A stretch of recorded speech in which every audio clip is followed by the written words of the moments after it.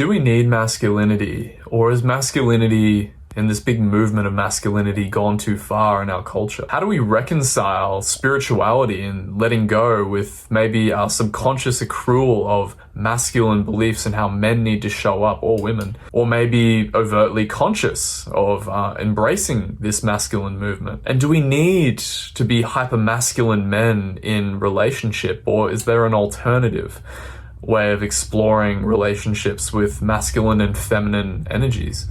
These are the sorts of things I talk about in this video and recount through my own experience. And I really believe the value and kernel of gold nuggets are more toward the end of this video. So I hope you stick around to the end. But otherwise, enjoy the video, guys. What's beyond the masculine? What's beyond the feminine? What's beyond needing to be a certain way? It's like you fall in love with truth more than you fall in love with a quote-unquote separate entity or partner who's going to save you. Hey guys, today I want to talk about masculinity and its effects on the spiritual path, my experience with it, having attended many men's work retreats and done all sorts of like men's work self-help and been in that sphere. I was in it for about 3 years, and what I've learned is quite surprising, and it's actually taken a lot to really relinquish myself from a lot of encumbering and burdening beliefs that I had accrued throughout that time, which ultimately ended up shackling me down in an unexpected way. These, especially for young men, this video is probably going to be more applicable to, but I think even for a woman, if you're watching this, some of you that watch my videos are women, and it's going to be quite valuable for you, I think, to see into and get a peep into the mind of a man's perspective on what it's like growing up and what we're presented with, and the challenges that we face and the insecurities that we encounter that may be coloring our experience. That certainly have for me. So as in the previous video, I've made a little bit of an outline here so we can stay relatively on topic, and I'm not just, rambling and wasting your time. Your time is very valuable, I know. So let's just start with, I just want to paint the picture of what exactly this masculinity movement has meant for me and what exactly it is. And I think the best way I can do that is by taking myself and putting myself, kind of transplanting my experience and trying to re-envision how I experienced my day-to-day life before I got involved with like self-help, masculinity, and I really took it on board as something that I needed to do. And, at that time, as a young man, 19, 20, feeling very anxious, very emotionally repressed, and just like fundamentally, there was something wrong with me. I started essentially crawling the internet looking for a solution, trying to fix the problem of Sam. And I turned to people like Jordan Peterson, David Goggins, Jocko Willink, like these really masculine dudes, right? I'm talking like militant, hardcore, like Brazilian jiu-jitsu, jaded dudes. And I remember just like looking at these people on YouTube and just thinking like, holy shit, these people have it together. And I need to work really hard to get to that place where they're at. They can exude confidence, they're dominating in business, and like here I am, this anxious, emotionally repressed wreck who could become something like that. Like if I just get the right thing and I just like orient in just the right way, or just listen to them for long enough, then I will become okay. So you can sort of see the picture, and I think my experience can relate to a lot of young men. A lot of young men feel like that, especially in this hyper-connected yet simultaneously disconnected age where there's actually a lot of pressure on young men to perform and to to go out into the world and to make something of themselves. And we're lost. So a lot of young men are in these insecure areas in their life. And rather than sort of like looking to address the issues, we just have an abundance of comfort. Very like hyper feminine, if I could say feminine in a way that, just like very nurturing. We have such a safe society that is sort of, you can play video games and you can hide very easily from the discomfort. And that's what I did. Like, I played video games for 10 hours a day, so at its worst, when I was like 18, while still at university. I was gaming, I was like distracting myself, watching YouTube. And so I really latched on to these masculine figures when my suffering just became too much. Ultimately, I ended up just throwing the video games away because I just intuited that, okay, this is really harming me. And I remember one day I literally just took my gaming PC after playing a game called DayZ. It's like a zombie survival game. And I'd been playing for like 20 hours or something, and my character glitched through a fucking wall after I'd been like gearing up, which and he just died. And I remember just sitting there looking at my computer thinking like, man, what the hell am I doing with my life? And that fed into starting to essentially just the self-improvement transformation, and which funneled me into that masculinity movement. So watching people like Jordan Peterson, like I said, and if I dove into the mindset of Sam in that instance, he was probably seeking validation from women, but also from other men, right? Because we have this expectation that, man, we really have to have it together. Men really have to have it together and need to be able to lead and to just have it, like, know what to do and to command authority, right? So that's the view. And that's what I was striving toward. But it was rooted in insecurity. I'm not good enough just the way that I am.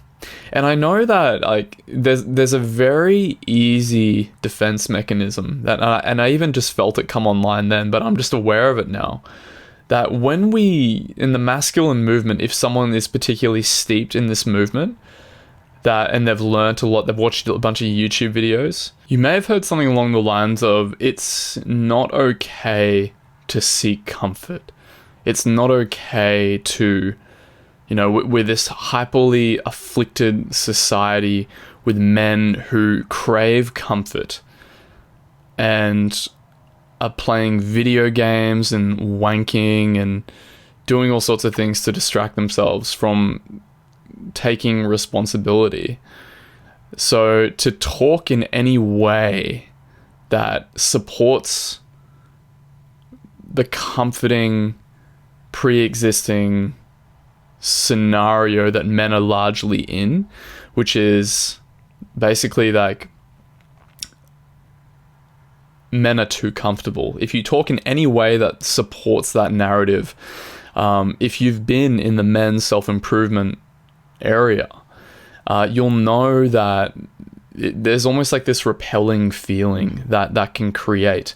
It's like, no, I'm not going back to being that comfortable slob again. No way. Like, I have to work hard. I have to get out there. I have to face and go into the unknown constantly be on my edge, leaning into and fighting dragons and this sort of thing.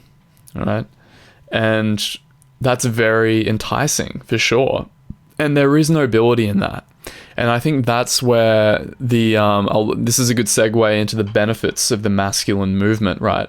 We don't want weak men. We really don't want men who are like sort of suckling on the teat of comfort constantly, right?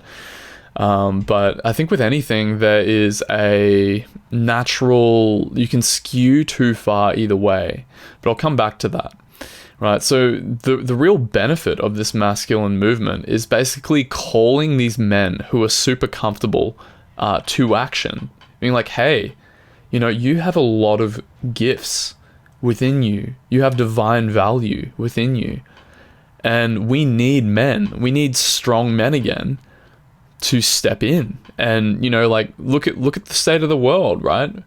We have these potentially hyper feminized, this is the view of the masculine movement. We have this hyper feminized movement where things are becoming chaotic, and we need men to step in, and you need to inject your divine capabilities back into society rather than hiding away, to restore order, or like to create more of a masculine frame for this feminine energy that's coming out.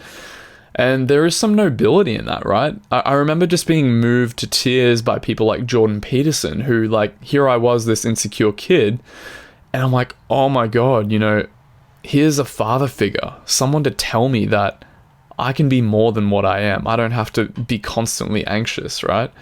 So there's a very strong incentive for young men to lean into that edge and to listen to it, which I think is important, right? Because otherwise, what are you going to do? Lay in your room with Cheeto dust on your chest, or actually, even meditate in your room, abdicating responsibility for your community and other people.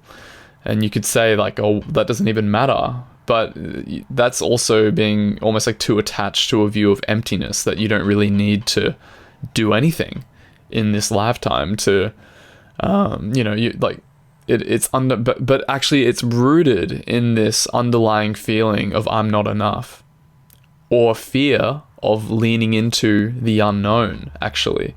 So we sit in our rooms and meditate for an hour, 2 hours, 3 hours a day, yet there are still beliefs that are underlying that basically say something like, if I meditate enough, then I can fix this broken self.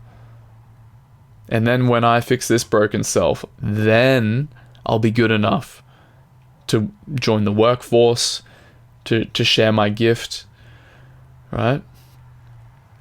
So this masculine movement calls people to action. It's like, hold on, man, you can be better. Right? But as with any sort of movement of that nature, there is a downside to it. Because what does the masculine movement propagate? People like Andrew Tate, all the people that I mentioned in the introduction, they'd be like, okay, there's a problem with you, man. There's a real big problem with you, and now we're going to fix it. And you know how we're going to fix it? You need to adopt this belief. You need to constantly be going into the unknown. You need to believe that you can do it all the time. You need to believe that you are capable of anything in this life, and you don't need help. Let's lone wolf it, man, or let's join a pack of a tribe of men to conquer our shitty, broken selves, so that we can, stop being so worthless. You don't hear that overtly. No one would actually say that in the masculine movement. But this is the sort of subliminal communication that can occur. Is essentially what you're doing when you're in this insecure place, and what I've learned from my experience is you're looking outward to something to fix you, and it's like, okay, masculinity, that's going to be the thing that's going to save me. That set of beliefs is going to be the mental framework that I need.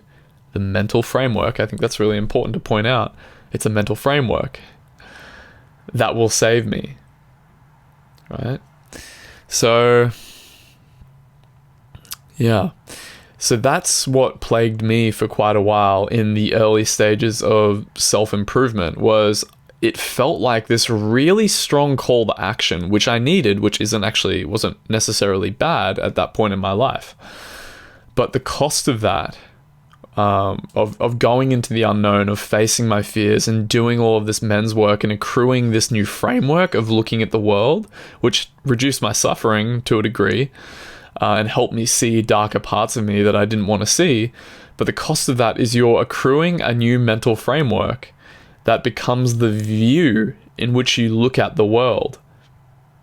And in one sense, I know what happened for me was I skewed too far into the masculine then. So it's like now I'm really like just looking at the world like, oh, I'm rejecting the feminine qualities in my experience. Like I can't be feminine. I can't show emotion.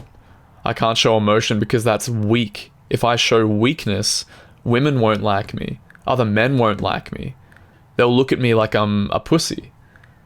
You know, and even with meditation practice and a lot of self-help and awareness around this, I still held that belief. It's like I can't show vulnerability because then I'm returning to that broken part of myself that needed fixing in the first place because I'd accrued a new mental framework, right? So this is the tricky dance that I think if you skew too far either way into the masculine, but in the same way, if you skew too far into the feminine of like comforting, nurturing, which is beautiful, but taken too far, it can become distorted. And so it can with the masculine as well, right? Because both of them are frameworks and ways of looking at the world, which can, distort your view. And therein lies the biggest criticism I have of the masculine movement, is that if you hinge yourself on these new beliefs and you cling to these new beliefs of masculinity, like say Andrew Tate, right, this hyper-masculine dude, tells you that, if you communicate to a woman that you are feeling vulnerable and you're showing any emotion, it's weak. Like, don't do that. That's what weak men do. And if we trust our emotions, if we even listen to them in any modicum, if we listen to them at all, what's going to happen is you're going to like be one of the cogs in the wheel that contributes to the downfall of society because you're modeling weakness when we need strong men now. We need strong men again because if we don't, there's going to be, when World War III happens, you're going to be weak. See how it's rooted in fear though? It's like, I'm not good enough and I can't show emotion or something with that particular belief. Yeah.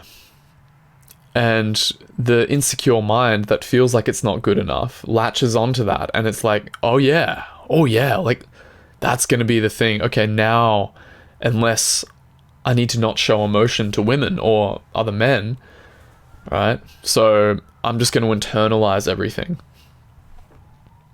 So if we cling oh Jesus, I got my next door neighbor going ham. So if we cling too tightly to that belief, that's what's going to happen. Okay, so, and I just want to speak a little bit about relationships. I mentioned attraction and like female attraction and also male attraction. And, I'd been practicing spirituality for a very long time, meditating for 2 hours a day and doing all the self-improvement for years.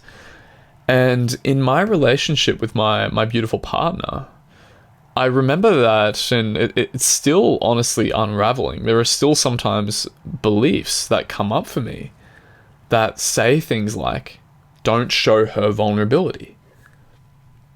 And I can remember actually seeing in YouTube feeds these videos of men speaking to women on podcasts and stuff who say things like, what women want, right?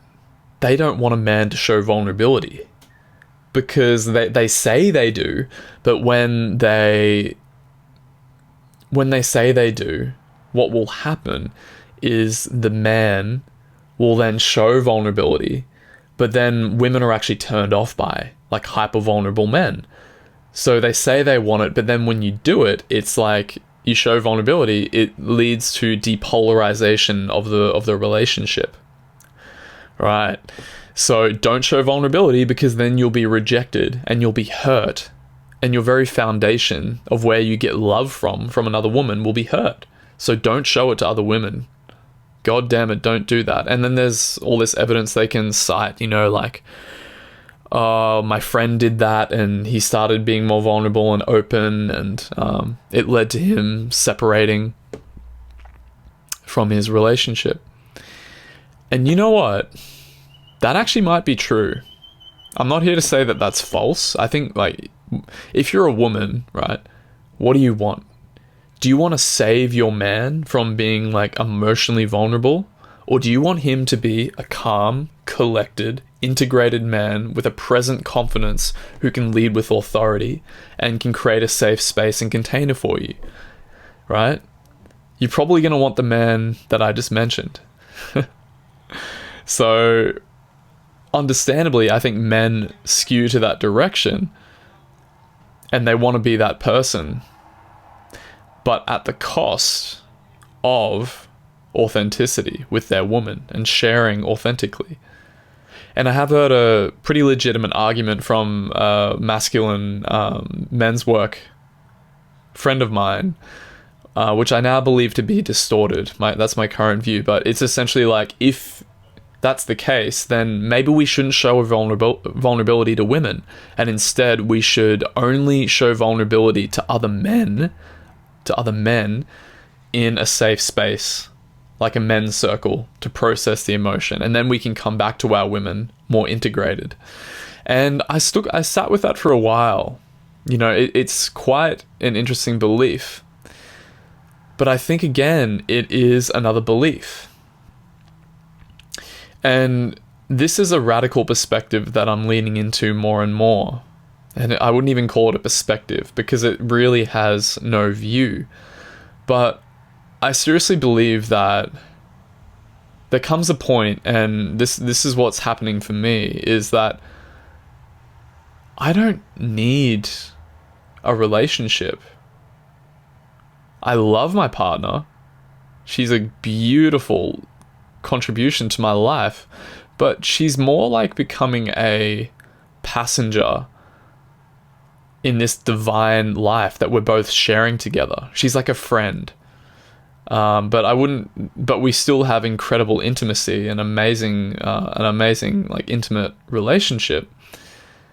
But what I've noticed is the more that we've been able to penetrate beyond these beliefs at a much deeper level and just totally dismantle and uproot all of these beliefs that we've both accrued, and I've accrued through masculinity, it just opens up this profound, transcendent, and loving relationship with my partner, where I am empowered to lean into my feminine if I need to, if that's what the situation calls for. Let's say, like, a really challenging belief has come up for me that I'm weak, and I can just say to her, like, babe, I don't have to give her the specifics, but I can just be like, okay, a lot of emotion is coming up for me right now, and she can hold space for that.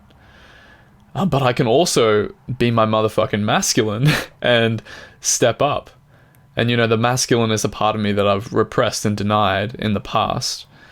But opening up more and more to that, which is the byproduct of letting go of beliefs, of even letting go of masculine beliefs. Because I'm not dependent and I'm not hinging on any view of how I need to be in relationship. And as a result, I don't need relationship, really. Again, I'm very grateful for my partner and everything she contributes, but we're this divine couple, it feels like, when we orient in this way. It's like you fall in love with truth more than you fall in love with a quote-unquote separate entity or partner who's going to save you. And this is like almost archetypal in a way of speaking. I extrapolate it to my relationship with my partner, but it's this, like, it sort of branches out to all of life, because your relationship with your partner, the masculine and the feminine, is an archetype in a way that extends beyond the confines of the relationship. It extends out into the way that you live and the way that you orient with yourself, because the human expression could be broken down into masculine and feminine, or integrative and disintegrative, disintegrative being the feminine, integrative being the masculine. And you can distort too far either way. So really, and this leads into the alternative way and what I really believe to be the pathway to a much more beautiful and divine life. You can call it divine, or just like more open, authentic expression as a human, is to let go of any way of orienting what's beyond the masculine, what's beyond the feminine, what's beyond needing to be a certain way. And I feel it right now, there's no way you can describe that. There's no belief that can capture this. What if we let go of the need to show up in any way, shape, or form, and fall so deeply in love with truth that we don't need to be the masculine savior. We don't need to be the feminine destructress, or I don't know how you would say that, but that's more important to me than anything. You know, fuck trying to be a certain way. And you can have beliefs that might kick in, and they're very sticky. It's like, but this is radical. This is very radical, to let go of any way of showing up. But I think what it opens up is the capacity to be anything. You can be the feminine, but you can also be the masculine. And what letting go actually precipitates is your natural state of expression. You know, maybe you are someone, maybe you're a man, and maybe you have a more feminine expression naturally. Or maybe you have a very masculine expression. But who gives a shit? The only reason you would give a shit is if you have a belief that there's something wrong with that, which society and all of these beliefs model to us, that there is something wrong with you if you don't fit this parameter and this framework or of the way of orienting to the world. So like, yeah, let's let it all go. It's radical. It's like a free fall. Where the hell are you going to land if you don't have a framework of how a masculine man shows up in the world, or how a feminine man shows up in the world? Or if masculine and feminine could be accommodated, but they don't need to be. They don't need to be who you are. Let's let all that go. And where do you lie? That's the alternative. In my experience, it is incredibly freeing, and it's opened up a much richer, beautiful human expression between me and my partner. And just in showing up in life. Like, I don't need to be the guy who has it all together, who knows everything. Like, if I'm presented with a challenge, I don't need to just up into my head and be like, I know everything, here's what we're gonna do, guys. All right, come here, everybody come here. I know what to do. I'm the guy. I'm the fucking man. It's like, or would you prefer someone who's like, oh, man, I actually, you know what? Here's the feminine quality. I actually don't know what to do. But guys, here's my best guess. And I see you. You have real good strength in this area. Like, what do you think? Or maybe in another situation, you can step into the masculine. You'd be like, yep, you know what? I know what to do. I was going to say motherfuckers, but that's a bit distorted, right? I know what to do. And guys, look, here's what we're going to do. You can do this, you can do this, you can do this. You're not dependent. You don't have to be a certain way all the time, which is what this masculine movement can precipitate. I hope you're getting the point and what I'm leaning into. We don't need a certain view. So I think that's my take on it. Let me know what you think in the comments, guys. This is a really topic I'm really interested in. So if you disagree with me, let me know, because I'm very interested to hear what you have to say. And make sure you like the video if you found value, if you related, and much love to you.